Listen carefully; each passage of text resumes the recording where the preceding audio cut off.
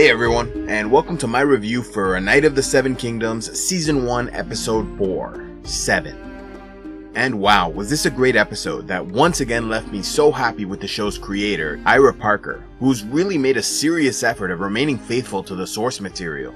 It's not word for word of course, some things are added, left out, or shuffled around, but all in all, he's doing an awesome job. So let's get into the many positives of the episode, starting with the opening scene of Dunk in prison, where he's visited by Egg, real name Egon, who provides food and an apology for his lies and false identity.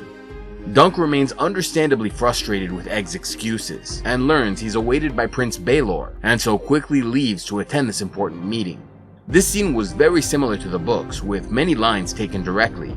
Slight spoiler here, but there was one part in the books that for understandable reasons wasn't included, and that's when Dunk has a thought that very strongly hints he was never knighted by Sir Arlen. I'll read the passage straight from the Hedge Knight, which says, Dunk looked at him thoughtfully. He knew what it was like to want something so badly you would tell a monstrous lie just to get near it. I thought you were like me, he said. Might be you are, only not the way I thought. The next positive for me was Dunk, on the advice of Prince Baelor, asking for a trial by combat in front of the noble council assembled to determine his fate. Arion, being the coward that he is, immediately refuses the challenge, but when it's explained he can't refuse, he invokes an ancient Andal right that allows the accuser to determine the type of trial by combat, asking for a trial of 7 in which each opponent chooses 6 champions to fight at his side. Arion is then called out by his father, Maekar, who asks if he's cowering behind other warriors, but his son makes up the excuse that his brother was also wronged and deserves justice, since Darren was found drunk at an inn and claimed a robber knight made off with their younger brother Egon in order to excuse his own negligence. Prince Baelor doesn't seem pleased with how this is going, but understands Arion is within his rights, and so agrees the issue will be decided in a trial of 7. Another well-adapted and accurate scene, though in the books Darren Targaryen was part of the council as well. The next scene I very much enjoyed was when Dunk and Raymond were in the Fossaway tent and Egg arrives with Darren, causing an enraged Dunk to attack him with a knife, threatening his life for his false accusation. Egg begs for him to stop and Dunk lets Darren go, who then goes on to apologize for what he said and explains he'll not fight back during the trial of 7 and purposely take a fall, giving Dunk's team a distinct advantage during the fight. Darren then claims to have seen Dunk in a prophetic dream where he's alive and a dragon is dead. Darren came off much more likable in this episode than he did initially, and sufficiently troubled and pitiful that I very much felt sorry for him. Though the scene was also similar to the source material, in the books Duncan doesn't attack Darren, he only pulls out his knife and threatens to attack.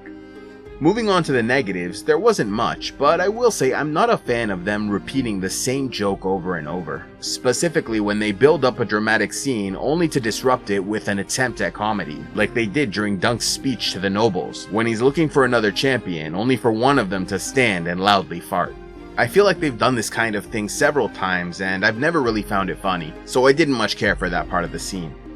Now, for the top 5 moments, I'll start with the meeting with Baelor, in which Dunk defends his squire Egg, saying he did not mean harm, but the prince wisely responds that one need not intend harm to do it. Baelor then explains that both Arion and Darren have leveled accusations, and that in the past, one who struck royalty would lose the offending hand, and in this case foot as well, since Dunk also kicked Arion in the face. It's obvious that Baelor doesn't agree with anything that's happening, and understands Dunk was doing the right thing by defending an innocent woman, but he's stuck between doing what's honorable and remaining loyal to his family and the crown, since allowing Dunk to go unpunished would set a dangerous precedent that might harm House Targaryen in the future. So Baelor attempts to forge a middle path by informing Sir Duncan that as a knight he has the right to demand a trial by combat, which may give him a better chance of emerging from the situation unharmed. This was all quite close to the source material, though in the books Baelor went into a bit more detail about Maekar's disappointment with Darren and hopes for Arion, and how the council will consist of the Targaryen princes along with Lord Ashford and Lord Tyrell. For the 4th best moment of the night, I chose Dunk's burgeoning friendship with Raymond Fossaway, who's slowly becoming one of the best characters on the show. What a great friend he's been in all these episodes, really showcasing his honor and loyalty in this one, where he endures the rain and cold to watch Dunk's horses before inviting him to the Fossaway tent, where Stefan agrees to fight for the Hedge Knight and look for other champions to take up their cause. What an amazing job they're doing with the Fossilways, not only Raymond but also Stefan, who really came off as sincere until revealing himself as the self-serving weasel I expected.